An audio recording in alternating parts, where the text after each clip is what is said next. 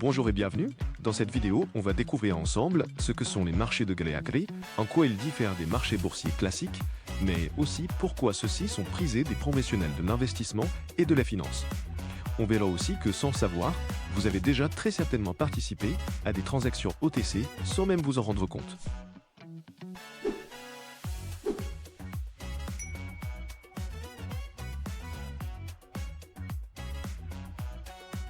Quand on parle de marché de gré à gré, ça veut simplement dire que les transactions se font directement entre deux parties, sans passer par un intermédiaire.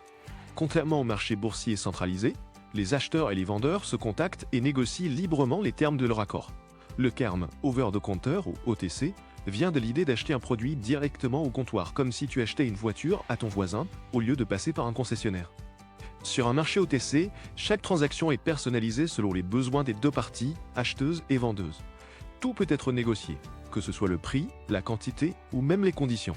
Par exemple, deux banques peuvent décider d'échanger 10 millions d'euros contre des dollars à un taux fixé dans 3 mois. C'est vraiment du sur-mesure négocié en privé. Cette flexibilité, c'est l'essence même du gré à gré. La crise des subprimes en 2008 a entraîné des changements. Maintenant, la plupart des produits dérivés OTC passent par des chambres de compensation pour limiter les risques de crédit. Du coup, on garde la souplesse du gré à gré tout en sécurisant les transactions. La différence entre un marché boursier classique comme Euronext ou le New York Stock Exchange et un marché de gré à gré, ça se résume à deux choses, le cadre et la transparence. Imagine que tu achètes une voiture chez un concessionnaire, tout est clair, les prix sont fixes, il y a des garanties. En revanche, si tu l'achètes à un particulier, tout dépend de la négociation entre vous. C'est un peu la même chose pour les marchés financiers. Alors sur un marché réglementé, il y a un cours officiel unique pour un instrument, à un moment donné, visible par tout le monde, avec un carnet d'ordre. En revanche, sur le marché OTC, il n'y a pas de cotation au public en continu. Le prix dépend juste de ce que les deux parties s'accordent. Du coup, tu peux avoir plusieurs prix différents en même temps pour un même produit, selon les deals.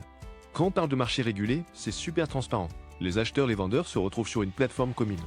Tout le monde voit les quantités d'offres et de demandes, et il y a des règles strictes pour publier les transactions. En plus, il y a souvent une chambre de compensation, un organisme tiers qui s'assure que tout se passe comme prévu entre l'acheteur et le vendeur pour éviter les mauvaises surprises. Avant la crise de 2008, sur les marchés de gré à gré, il n'y avait pas vraiment de filet de sécurité. Si votre contrepartie ne tenait pas sa promesse, c'était compliqué. Maintenant, pour la plupart des produits dérivés OTC, il y a un système de compensation centrale, les CCP en anglais, qui s'occupe de ça pour que les émetteurs et investisseurs puissent profiter de la flexibilité des marchés de gré à gré tout en ayant l'assurance que les contrats seront bien honorés. Si vous voulez en savoir plus sur les chambres de compensation, il y a un article dédié sur simasset.com, le lien est en description. Contrairement aux transactions OTC, les produits échangés sur les marchés réglementés sont standardisés. Par exemple, une action a des caractéristiques précises et un contrat futur sur le pétrole a un volume et des échéances standards qu'on retrouve dans la documentation des contrats. Par exemple, un contrat crude oil couvre 1000 barils avec une valeur de tick de 10 $. Les produits étant standardisés, ils s'échangent très facilement, ce qui n'est pas forcément le cas d'un produit OTC. Sur un marché OTC, un contrat futur, on appelle ça un forward. Il peut être dimensionné comme on veut.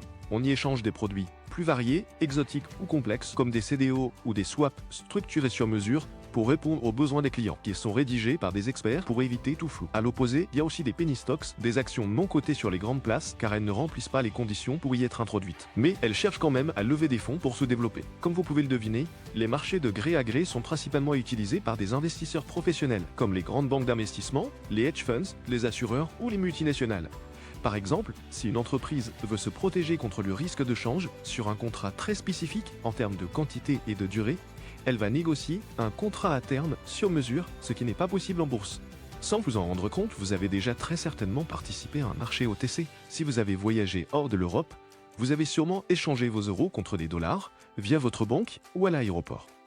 Vous avez donc participé au marché de gré à gré. Votre banque vous a proposé un taux de change avec des frais et très probablement une date de livraison de vos liquidités. Elle a construit un contrat spécifique pour vous selon votre arrangement. Le marché d'échange est principalement un marché OTC, avec environ 7500 milliards de dollars échangés chaque jour, principalement entre banques. On n'y pense pas forcément, mais le marché des crypto-monnaies, c'est un peu un marché OTC hybride.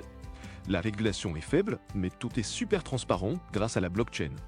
On préfère dire que c'est hybride parce que ça règle pas mal de soucis des marchés OTC classiques, même si ça ne permet pas, par exemple, de personnaliser facilement les contrats ou d'avoir une contrepartie en cas de fraude.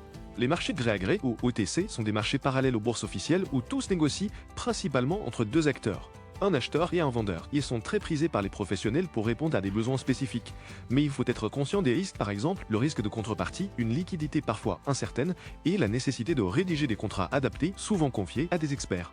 Si les options ou le trading en général vous intéressent, rejoignez-nous sur Discord. Le lien est en description. Pensez à laisser un pouce bleu et à vous abonner pour ne rien manquer des prochaines vidéos. Merci de nous avoir suivis et on se retrouve la semaine prochaine. À bientôt!